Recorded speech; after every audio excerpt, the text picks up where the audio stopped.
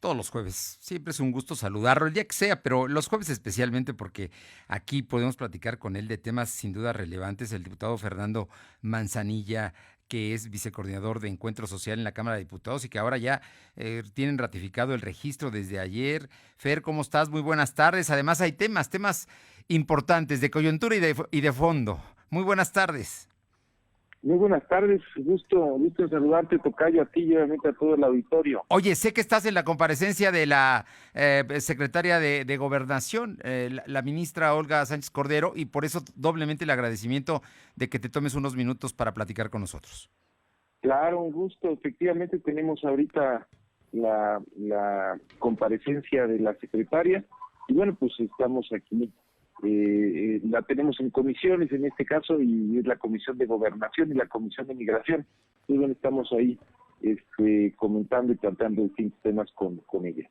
Oye, hay temas que sin duda son relevantes y que a veces podría parecer uno olvidar, pero el asunto de los microcomercios, especialmente de los changarros, las tiendas de la esquina de la casa, donde vas por lo más elemental, lo que se te haya olvidado en otro tipo de compras, y que le dan negocio, son negocios que le dan de comer a mucha gente, a familias completas en ocasiones, que son verdaderamente base de la economía de muchas ciudades y municipios, pues se están cerrando con el tema de la pandemia. Y me llamó la atención tu propuesta, tocayo Fer Manzanilla, para buscar que se apoye precisamente a estos negocios, que desde las autoridades municipales y estatales busquen reforzar y que no se cierren estos, sin duda, importantes, aunque sean pequeños, centros de generación de riqueza.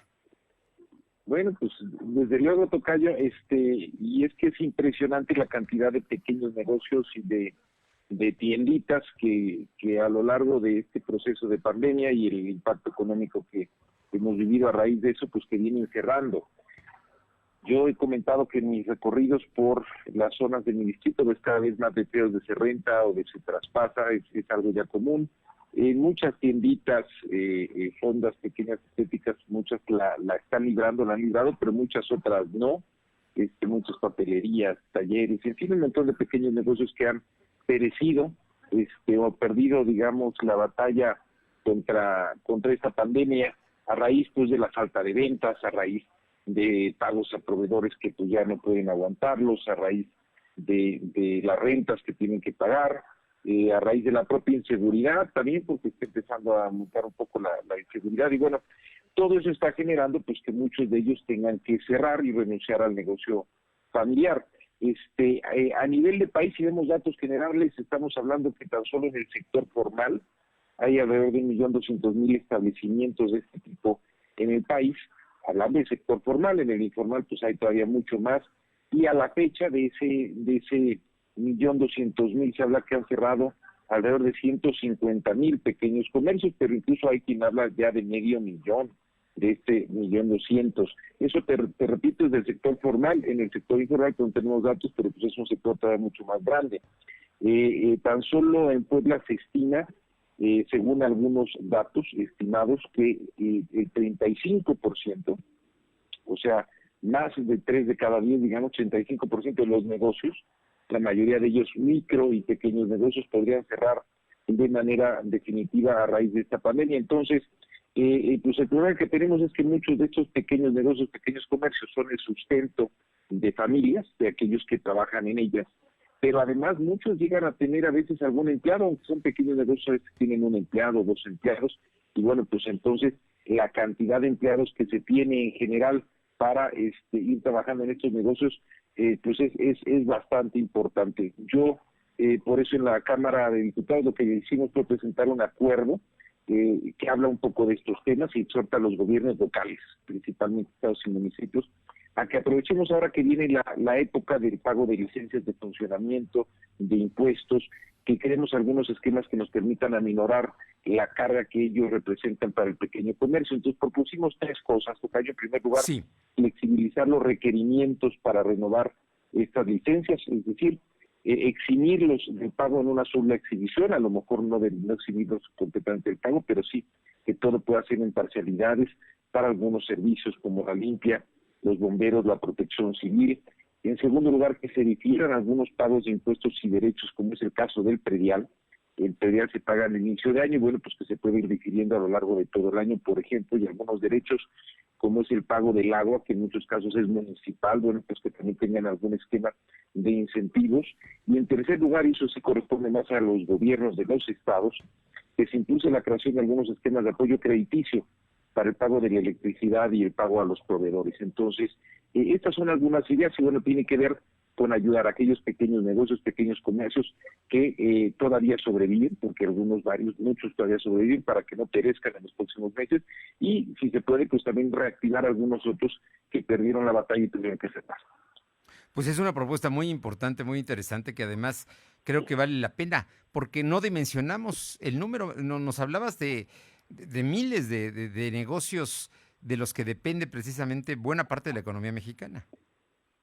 Bueno, efectivamente, te digo que se habla, digamos, que pudiéramos llegar a perder hasta el 35%. Eso es un dato para el caso de Puebla, a mí me parece un poco alto, pero bueno, pues son datos, digamos, que sí se han estimado, y la realidad es que no tenemos datos formales de cuánto es el pequeño comercio, pero te digo que la parte formal estamos hablando de 1.200.000 establecimientos, y la parte informal al menos debe ser 5 o 6 o 7 veces más grande que eso, ¿no? Entonces estamos hablando de muchísimos millones de establecimientos, y cada uno de ellos pues es sustento a veces de una familia, y a su vez cada uno de ellos en muchos casos tiene algún empleado adicional. Entonces, bueno, son millones de personas que están en esta lógica. No hay que ir muy lejos. A veces lo tenemos cerca de casa, a veces lo tenemos en la colonia, donde vemos pues que a lo mejor el pequeño comercio que la gente estaba acostumbrado a ir, pues ya tuvo que cerrar. Entonces, tenemos que voltear a ver eso, además de obviamente otro tipo de estrategias, porque este pequeño comercio de las micro y pequeña Sí. empresa, digamos, que está en esa batalla, bueno, pues no solo ha librado una batalla fuerte, sino que todavía pues no sabemos cuándo va a terminar esto. Sabemos que no es inmediato, y que bueno, pues todavía durará hasta el próximo año. Tratemos de ver la manera de mantener este tejido productivo vivo. Y que es un tejido social muy, muy importante, porque son empleos de millones de personas. Así es que Efectivamente. es el sustento Mira, te de doy muchas casas. un dato. Los pequeños, los microcomercios, en algunos datos que nos han dado, se estima que le dan empleo más o menos, estoy hablando de pequeño, ¿no? Pequeño Sí, negocito, los changarros, pequeños comercios, más o menos le dan empleo a alrededor de una tercera parte de toda la población ocupada en el país que no está en actividades agrícolas. Es decir, si tú quitas las actividades agrícolas y te quedas con el resto, más o menos una tercera parte de la actividad de empleo se da a través de estos microcomercios. Entonces, bueno, pues es una dimensión enorme. Estos pequeños changarritos, pues finalmente de alguna forma son una base muy importante de la economía del país.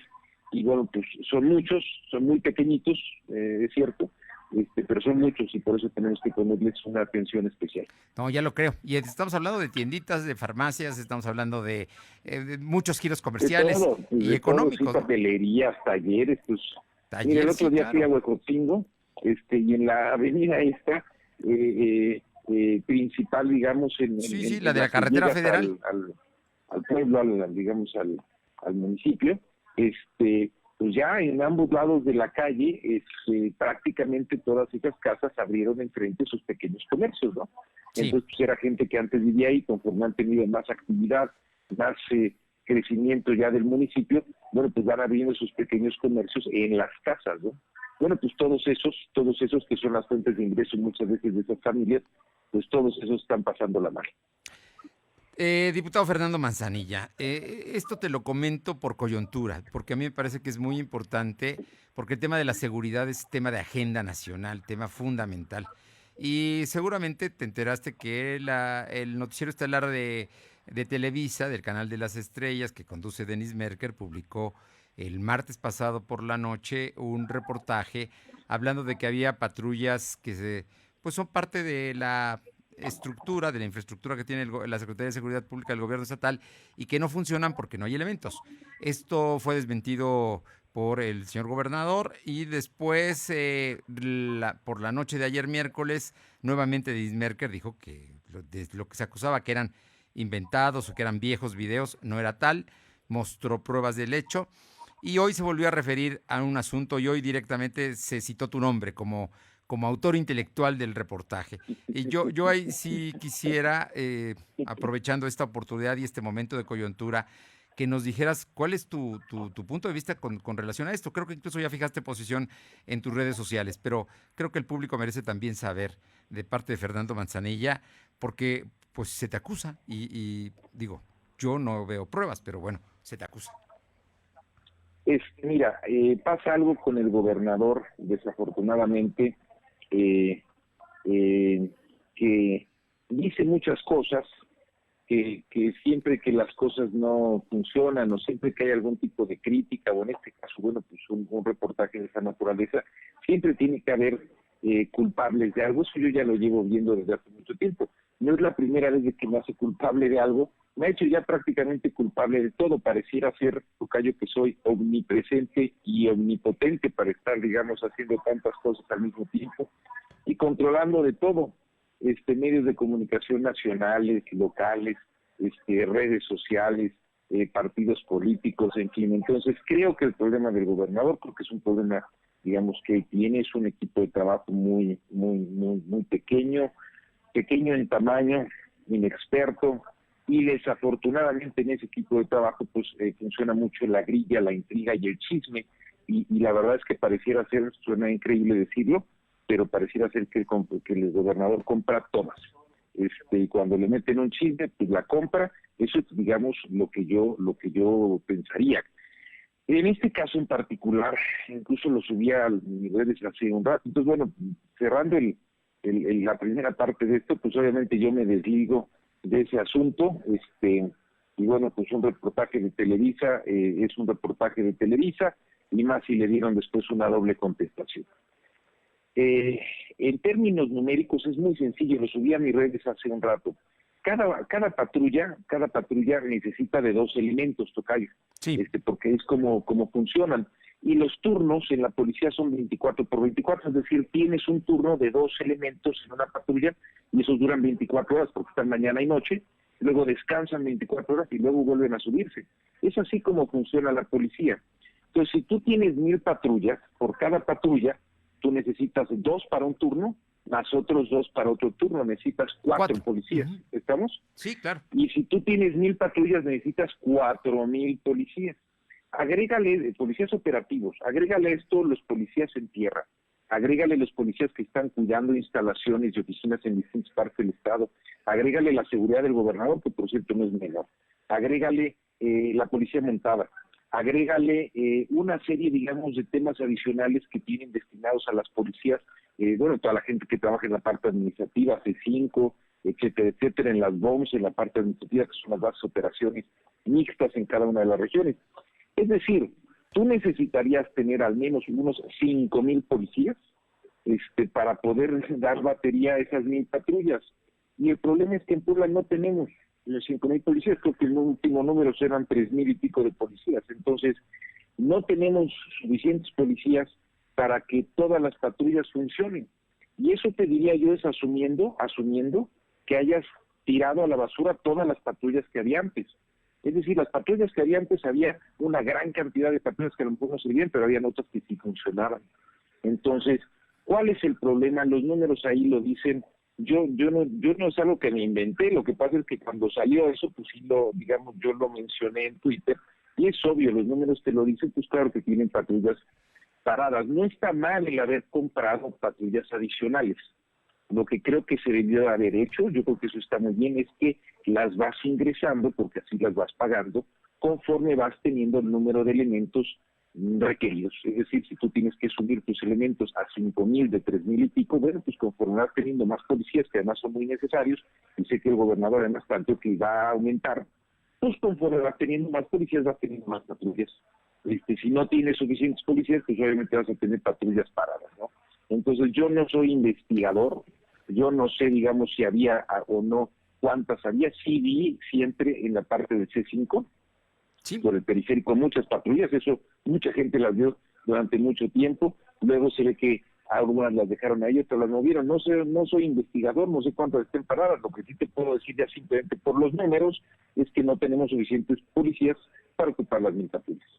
Pues, diputado Fernando Manzanilla, creo que el tema está muy claro, ahí está el asunto, y ya le tocará aclarar el tema con Denis Merker, que al final de cuentas es quien presentó este reportaje. Y por lo Claro, ya pronto, son temas de ellos.